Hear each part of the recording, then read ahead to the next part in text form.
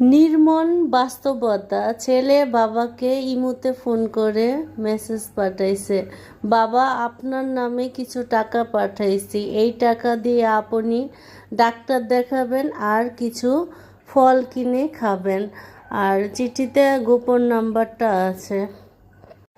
গোপনীয় স্বার্থে পিন নাম্বারটা দিলাম না, আপনি আইডি কার্ড দিয়ে ব্যাংকে যেয়ে টাকাটা উঠাবেন। ছেলের কথা মতো বাবা আজ জনতা ব্যাংকে গরিপুর শাখায় আসছে টাকা তুলতেন। বেশ অসুস্থ শরীর তার, কোনো মতো লাঠি ভর দিয়ে চলেন তিনি। বললাম, এই শরীর নিয়ে আপনি একা একা আসাটা ঠিক হয় নাই। তো উনি জবাবে বলল, আসার মতো কেউ নাই, এজন্য আস্তে আস্তে আসছি।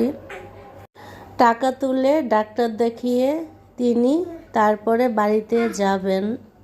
ওনাকে কিছুক্ষণ বসিয়ে দিয়ে আমার সহকর্মীকে বললাম ওনার টাকাটা পেআউট করে তুলে দিতে। তো আমার সহকর্মী বলল এই টাকাটা ওনার। কিছুক্ষণ পর আমার সহকর্মী বললেন এই টাকাটা বেনিফিশিয়ার তিনি নয়। পরবর্তীতে গোপন পিন নাম্বারটি আমি কতক্ষণ মিলিয়ে নিলাম, দেখলাম যে পিন নাম্বার ঠিক নয়। সহকর্মীর কথাই ছিল পিন নম্বরটি মিল নেই।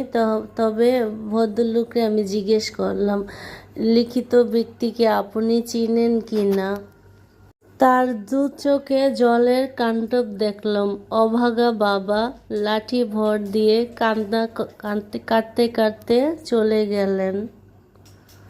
তখন নায়ক রাজ্জাকের বাবা কেন চাকর ছবির সিনেমার কথাগুলো মনে পড়ে গেল। বাবা কেন চাকর, হৃদয়ে বেজে উঠল, আমার মতো সুখী নয়তো কেউ, নয়তো কারো জীবন। তখন বুঝতে পারলাম ছেলেটি তার টাকাটা তার শ্বশুরকে পাঠাইছে, তো ভুল করে তার বাবার ইমোতে চলে গেছে। ঘন্টা দেড় পর একজন তরতাজা লোক এসে টাকাটা তুলে নিয়ে গেলেন। তার কাছে জানতে চাইলাম, মানুষটা আপনার কি হয়? তখন তিনি বললেন, আমার মেয়ে জামাই নবীর দেশে থাকে, খুব ভালো, প্রতি মাসে আমাকে ডাক্তার খরচের জন্য টাকা পাঠায়, এত না করি তারপরও শোনে না। তিনি আরও বললেন, পাগল একটি ছেলে, দোয়া করবেন স্যার। আমি কিছুক্ষণ স্তব্ধ খেয়ে গেলাম। মনে মনে ভাবলাম, বাবা তাকে কষ্ট করে নবীর দেশে পাঠাইছেন